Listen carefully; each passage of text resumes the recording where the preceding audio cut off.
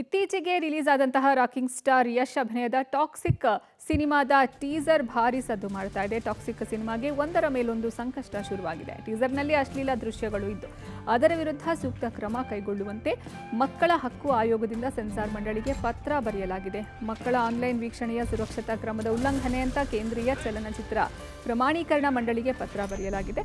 Toxic ಟೀಸರ್ನಲ್ಲಿ ಮಹಿಳೆ ಹಾಗೂ ಮಕ್ಕಳ ಮಾನಸಿಕ ಬೆಳವಣಿಗೆಗೆ ಧಕ್ಕೆ ತರುವ ಅಂಶ ಇದೆ ಅಂತ ಟೀಸರ್ ನಿರ್ಬಂಧಕ್ಕೆ ಮಕ್ಕಳ ಆಯೋಗ ಮನವಿ ಮಾಡಿದೆ.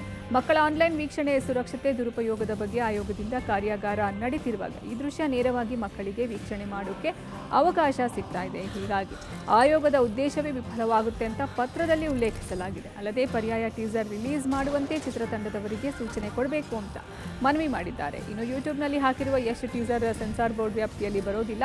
ಸಿನಿಮಾ ಮಂದಿರದಲ್ಲಿ ಪ್ರದರ್ಶನ ಮಾಡುವ ಸಿನಿಮಾಗಳ ಸರ್ಟಿಫಿಕೇಟ್ ಮಂಡಳಿ ವ್ಯಾಪ್ತಿಗೆ ಬರುತ್ತೆ. ಯೂಟ್ಯೂಬ್ ಡಿಜಿಟಲ್ ಪ್ಲಾಟ್ಫಾರ್ಮ್ CBFC ಅಡಿಯಲ್ಲಿ ಇಲ್ಲ ಅಂತ ಸೆನ್ಸಾರ್ ಬೋರ್ಡ್ ಸ್ಪಷ್ಟನೆಯನ್ನು ಕೊಟ್ಟಿದೆ.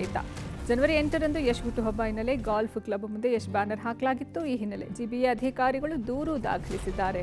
ದೂರಿನಲ್ಲಿ ವೇಣು ಕ್ರಿಯೇಷನ್ ಅವರನ್ನ ಆರೋಪಿತರನ್ನಾಗಿ ಉಲ್ಲೇಖಿಸಿದ್ದು, ದೂರಿನ ಅನ್ವಯ ಹೈಗ್ರೌಂಡ್ಸ್ ಪೊಲೀಸ್ ಠಾಣೆಯಲ್ಲಿ FIR ದಾಖಲಾಗಿದೆ.